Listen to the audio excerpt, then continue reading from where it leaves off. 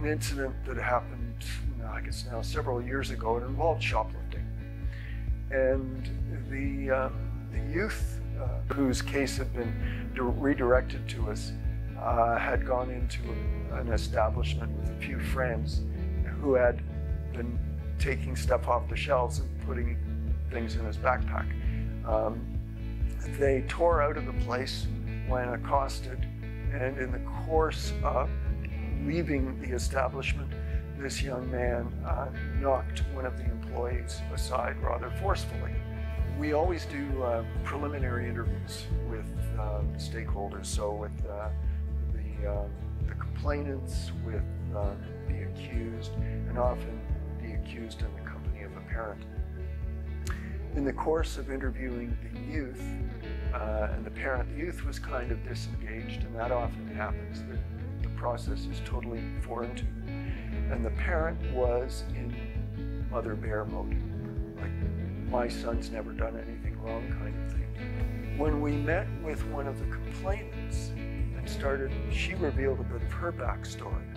She told us, I'd like them to understand why I was so upset by the way he pushed me aside. And she said, I'd been living out another part of Canada for many years and had come back to get out of an abusive relationship. And this was a triggering event for me. So in the course of the restorative justice circle, the time came for the complainant to tell her story and explain to the accused why she felt so strongly about what he had perceived as something that was incidental.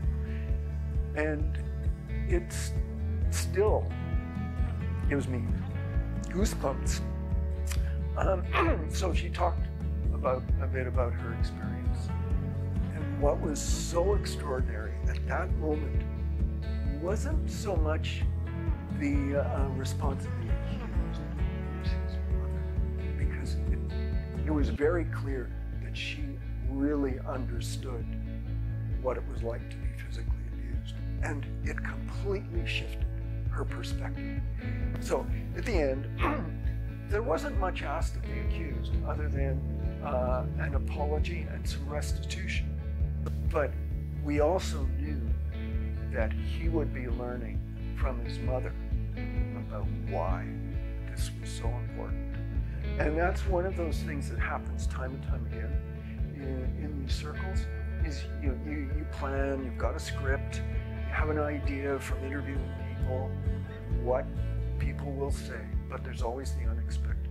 That was one of those that's always stayed with me. The harm was repaired in that situation, as it is in many, because everybody is given a voice, and in particular, the victim or the complainant has the opportunity to face the accused and to tell their story and to explain how they felt and basically reveal what the harm is.